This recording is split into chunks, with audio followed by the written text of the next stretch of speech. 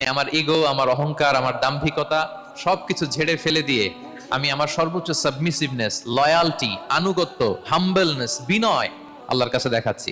সেজদায় আমরা যত ছোট হই এর চেয়ে ছোট আর হওয়া যায় না।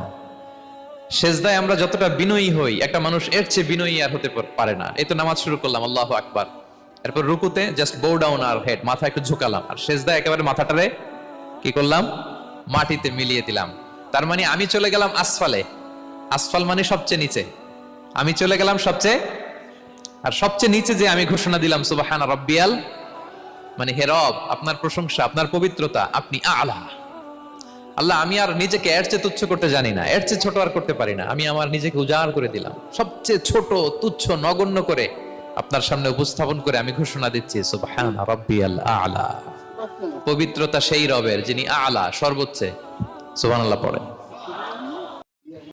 বললেন বান্দার কোনো হক আল্লাহ কোনোদিন ছেড়ে দেয় না।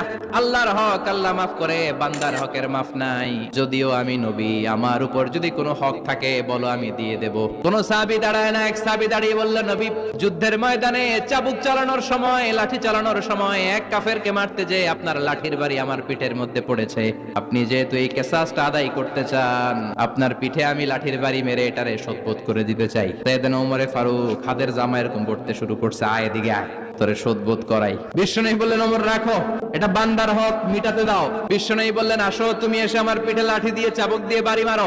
সাহাবী বলে ও নবী, যখন আপনি আমারে চাবুকটা পিঠের মধ্যে মেরেছেন আমার পিঠে তখন জামা ছিল না।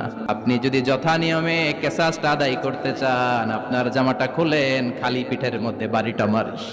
এবার আর ওমরে ফারুককে ধরে কে, এদিকে আয় তোরে দেখাইতেছে। বিশ্বনবী বললেন ওমর থামো, মারতে দাও। বিশ্বনবী উনার একদিন বিশ্বনবী বললেন, আয়াতের কথা বলি, এটার খুব একটা মূল্যায়ন নাই, কারণ উনি হুজুর মানুষ, উনি তো কোরআনই বলবে।